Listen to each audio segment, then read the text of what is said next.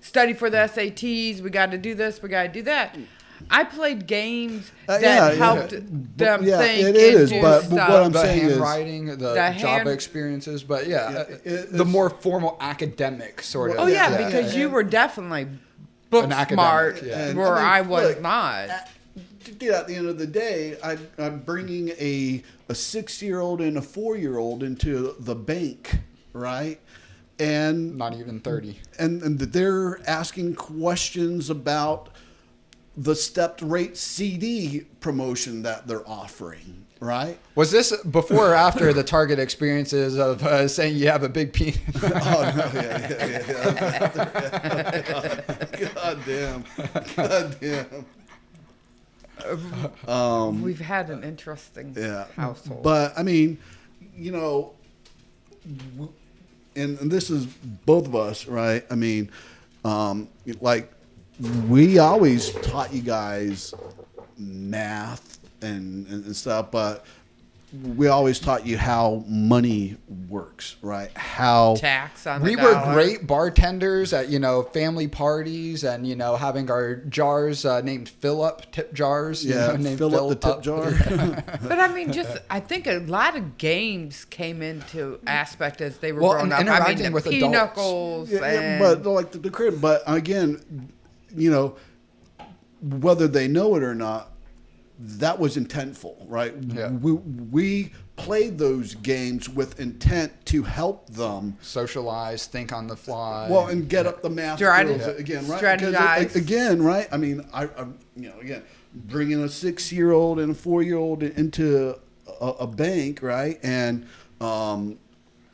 maybe you guys were 1 or 2 years older because you guys had been working on the farm, right? And I always made you guys take, half of your money, put it in the bank, and you guys got to spend the other half. GameCube games, So Game Boys. Like, oh, your kids are spoiled. They got GameCube. We worked. Yeah, they fucking worked. And no, we were absolutely, and I would say especially me because I asked for a lot. And, I would keep asking and not all the time, but like I, of course, was spoiled as well. Like not maybe rotten, although that's debatable. But like, again, we talked about this last night.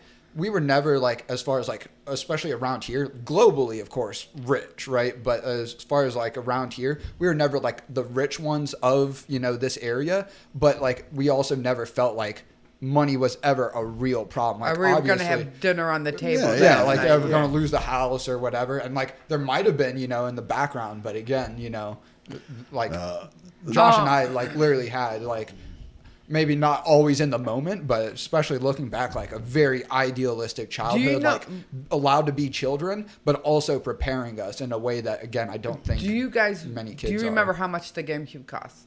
$200 roughly. I think it was $100. And you guys even had $150.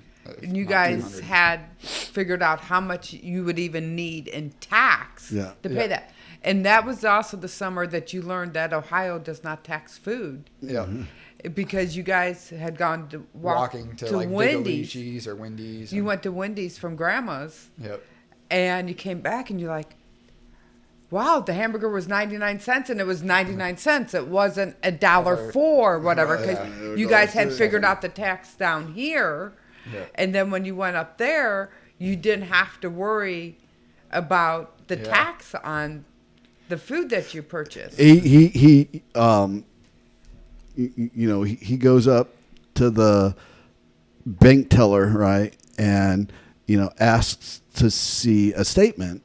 Right, a balance. Right after he made the deposit, and so she prints out the balance statement for him, and he's like, "Well, where's my interest?"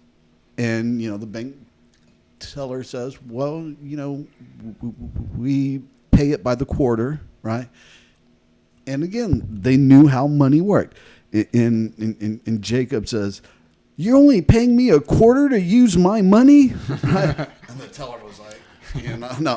And I'm like, no, they pay it quarterly. It's, and stuff. So anyhow, so they see this promotion for a 2-year stepped rate CD, right? So it starts off, 1%, then in 6 months it goes up another 0.5%, right? And up, then it goes up to 2%, right? And so, of course, as a custodial savings account, was maybe paying 0.1% interest, right? For fucking banks. And the banks are so bad down here in Georgia. Yeah. I mean, they were better when we lived in Kansas. But so the boys were like, Dad, we want to do that and, learn more about it. So I'm like, okay. So, instead of leaving, we sat there. The bank rep. I had more money in my bank account at 5 than I do at 28. You did.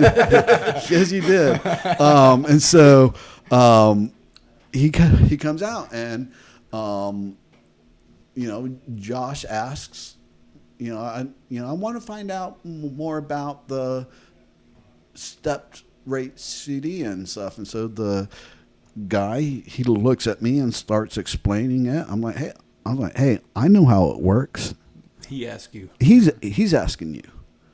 So, the guy, feels like he's humoring me, and so he starts to talk and again he looks up at me and says something. I'm not your customer. I don't care that they're 7 or 5, 6 and 4, right? I'm making whomever talk to my kids as though they're real people, right? And so, and the guy says to, no, and Jake says, he looked at Josh and says, well, let's do it, Josh. And so the guy says, well, unfortunately, it's a $500 minimum to open. And he looks at me. I said, dude, I am not your customer. So the guy, he looks at the kids and say, it's $500 minimum to open. This is 20 years plus years ago. 23 years ago. And So you were what? You were like probably 8? 5. You were 5 years old? Yeah, So 5, probably yeah. 23. 5, yeah. 23 years ago. And the boys say, No problem. yeah, no problem. The guy, he looks, he's like, and then he realized, and he looked at, he's like, I've never seen kids that this knowledgeable about And now money. Trump is helping every kid have. And then a few years later, what I let them do on their own? Take $500 of their own money and go Invest in pick the out stock stock. Yeah, I didn't pick out the stocks. And that was also part of the early, pre-seed capital for AuHu, and that, and me selling all of my, electronics that I spent all my paychecks from Best Buy on. But going back to you, so you were born in New Hampshire, of all places, right? Mm-hmm. How long were you there in New Hampshire? Maybe a few months. So similar, less time than I was in Wichita. Oh yeah. March to June, you were.